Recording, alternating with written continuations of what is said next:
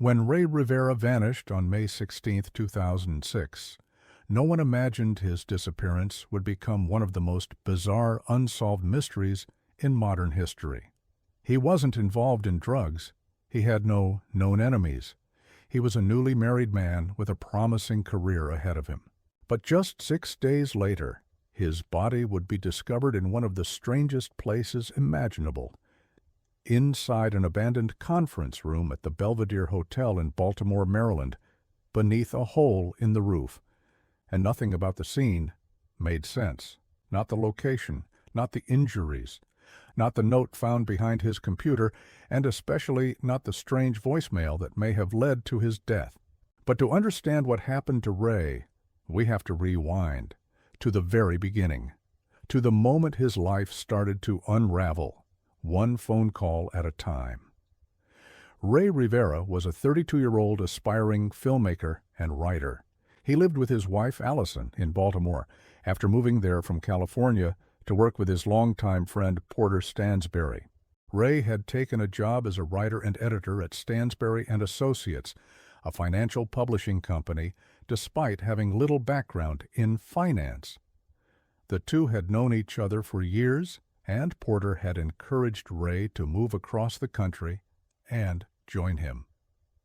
Rey, adventurous and open-minded, saw it as an opportunity, a chance to build a new life, to make money, and to work on his true passion, storytelling.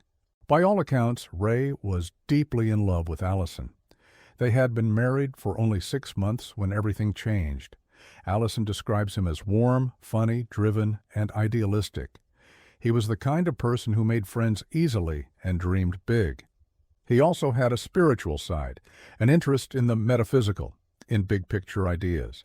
He wasn't paranoid, but he was curious. And as Allison would later say, Rey had been acting a little off in the weeks before he vanished. On the day Rey disappeared, May the 16th, Allison had gone on a business trip. A house guest staying with them, Claudia, a colleague of Allison's, was the last person to see Rey alive. According to her, Rey got a phone call around 6:30 p.m. She described the call as strange. Rey answered it, then suddenly exclaimed, "Oh," as if something urgent had come up, and rushed out of the house in a hurry, barely saying goodbye. He never returned. By morning, he was gone. His car wasn't in the driveway, his phone was off, and he wasn't answering any messages. The next few days were a blur. Allison returned home and immediately filed a missing person report. Flyers were posted. The police were contacted. But it wasn't until May 24th, 6 days later, that his body was found. A break in the case, but not the kind anyone had hoped for. A parking attendant at the Belvedere Hotel, a historic building turned into condos, had noticed a hole in the roof of the hotel's second-story annex. The annex was a rarely used section of the building with conference rooms that hadn't been touched in years. The hole was large, jagged, and surrounded by roofing debris. When police entered the locked conference room below, they discovered a gruesome scene. Rey's body lay on the floor in an advanced state of decomposition. His legs were splayed out, his glasses and cell phone, both unbroken, nearby. The room had clearly not been accessed in days. The question was obvious. How did he get there? The first theory was that he had jumped, that he had somehow accessed the top of the Belvedere Hotel, 13 stories high, run across the roof, and leaped, crashing through the annex roof below. But almost immediately, problems with that theory emerged. First, the physics didn't make sense. From where the hole was located, Rey would have had to sprint across the roof, leap out nearly 45 feet horizontally, and fall 5 stories straight down, all without hitting other parts of the building. It was a distance even Olympic long jumpers would struggle with. Second, Rey had no history of mental illness or suicidal tendencies. He was actively planning a trip with Allison. He had just booked flights.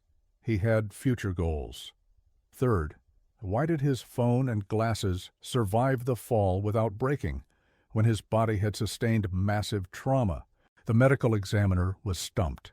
The cause of death was listed as undetermined, not suicide. The injuries Rey sustained were consistent with a fall from a great height, but something felt off. The trajectory didn't line up. The scene didn't fit. It was as if Rey had fallen out of the sky. Then came the note. When Allison searched Rey's computer, she found a bizarre, rambling document hidden behind the monitor. It wasn't dated. It wasn't addressed to anyone. But it was filled with names of actors, politicians, scientists, friends, family, all listed as having passed or been honored. It mentioned Freemasons, secret societies, government technology, references to movies, ideas, spiritual rebirth. It read like a manifesto. The FBI examined the note and concluded it wasn't a suicide letter. It didn't have the hallmarks of one: no apology, no farewell, no explanation. It seemed more like code, or a journal, or maybe both. And then there was the phone call. Remember the one Rey got just before disappearing? The number it came from was traced to Stansberry and Associates. But it wasn't a direct line. It came through the switchboard, meaning no individual could be identified. Even stranger, when the company was contacted, they lawyered up immediately. Staff were told not to talk to police. No public comment was given. They clammed up. This was the company Rey had left California for, a company under scrutiny from the SEC, a company Rey had reportedly distanced himself from in the months before his death. Why? Allison believed Rey had stumbled onto something big.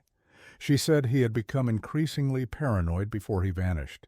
He believed he was being followed, that someone had tried to break into their home. He started carrying a baseball bat to bed. He didn't talk about it directly, but something had changed. And then there was the strange voicemail.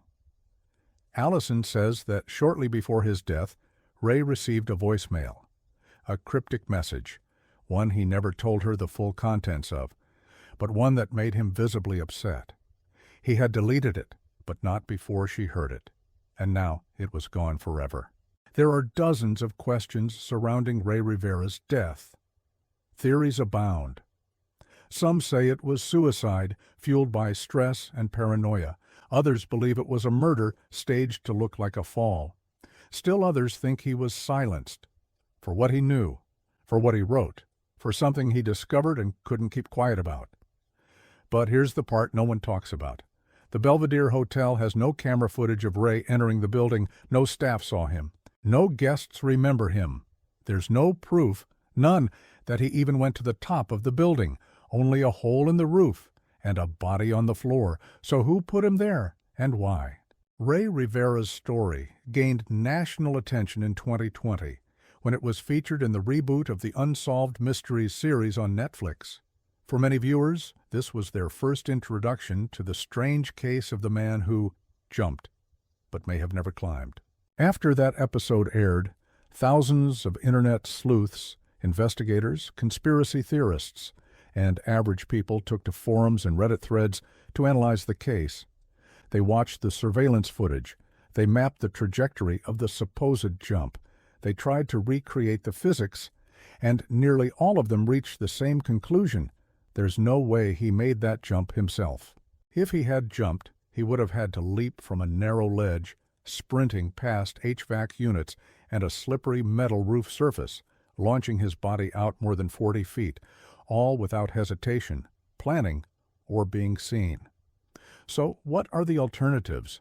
That's where things get dark. One theory suggests that Rey may have been thrown from a helicopter. It sounds absurd at first, until you realize that eyewitnesses in the area reported hearing a helicopter around the time of his disappearance. The Belvedere Hotel was near a hospital with a helipad, but the hospital denied any flights that evening. Could someone have thrown him from a low-flying aircraft to stage a suicide? It's far-fetched, but the physics would line up better than the jump. Another theory suggests that Rey was already dead before he went through the roof, and the fall was staged. His body had broken ribs, punctured lungs, multiple fractures, and extensive internal damage, but the decomposition made it hard to determine what exactly happened before the fall and what happened after. One investigator noted that blood pooling patterns were inconsistent with a high-impact crash, that he may have been dropped through the roof post-mortem. Still others believe that Rey was lured to the hotel, taken to an upper floor, killed, and then disposed of through the roof by removing a panel or pushing him through a skylight. But building staff said that roof access was restricted and that the windows didn't open. There was no ladder, no stairwell access, no surveillance footage. It was like a ghost had fallen. But ghosts don't die like this. People do. And that brings us back to the most disturbing part of all, the note. The note Allison found behind the computer was long, rambling, and coded. It referenced names of celebrities and public figures as being elevated or departed. It spoke of joining a group at the request of the council and referenced initiations.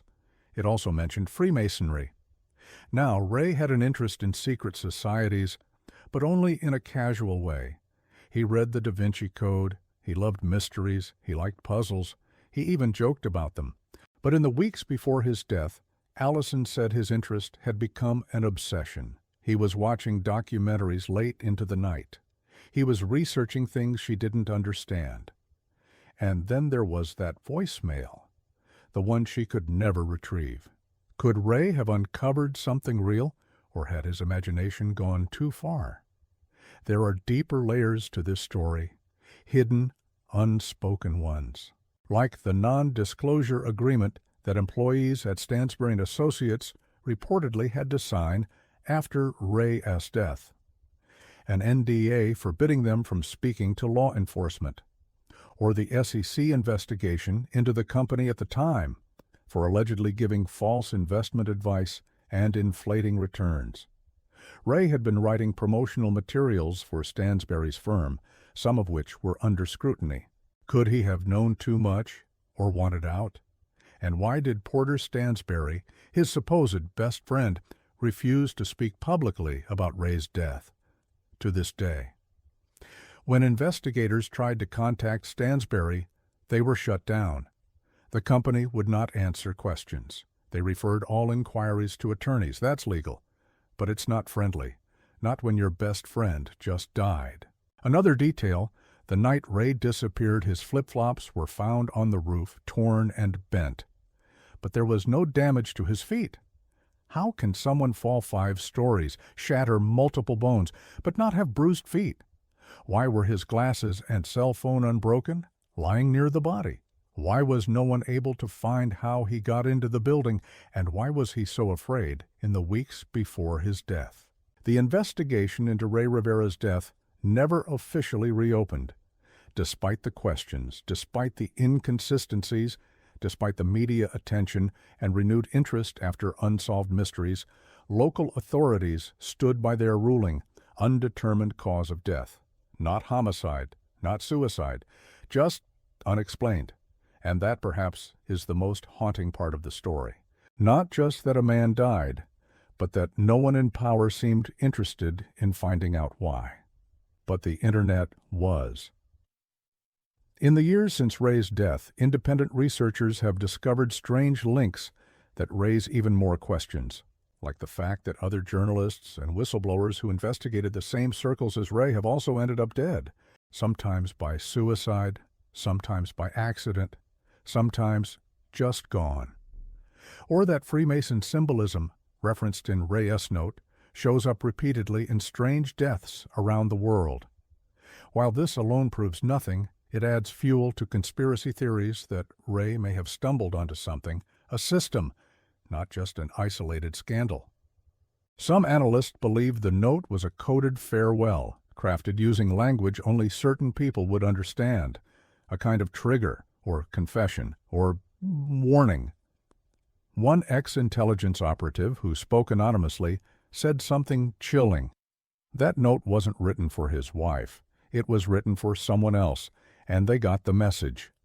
What did he mean? Others point to Rey's interest in the game, a real-life alternate reality game, ARG, that was popular online in the early 2000s. It was known to blur the line between fiction and reality, involving riddles, clues, real-world interactions, and hidden puzzles. Could Rey have been recruited into something that started as a game and ended as something much more real? His obsession with code, his paranoia, his spiritual language, the names, the initiation language. It all sounded like something far beyond daily life. Still, his family remains grounded. His wife, Allison, continues to believe Rey was either murdered or pushed toward a fatal mental break by forces he didn't fully understand. She remembers him as kind, loving, loyal, and she remembers what he said in those final days. Something's going on. I don't know what, but it's big, and maybe it was. So what really happened to Rey Rivera? Let's review what we know. He vanished after receiving a strange phone call. His body was found days later in a locked, unused conference room. The building had no security footage of him entering. He supposedly jumped from the roof, but physics says that's unlikely. His glasses and phone weren't broken. His injuries suggest a fall, but also don't line up with the impact area. He had become paranoid and frightened in the days before his death. He left behind a bizarre note referencing secret societies and hidden truths. His employer, Stansberry and Associates, immediately lawyered up. No one, not friends, family, co-workers, saw it coming. In a world of lies, noise, and secrets, silence is the loudest answer. And the silence around Rey's death is deafening. We may never know the full truth, but we can ask the question. We can keep it alive. We can refuse to let it disappear, because maybe someone out there knows something. And maybe, just maybe, one voice is all it takes to break the silence. This is Case 13, and this was Rey Rivera's story, or at least the parts of it we're allowed to know.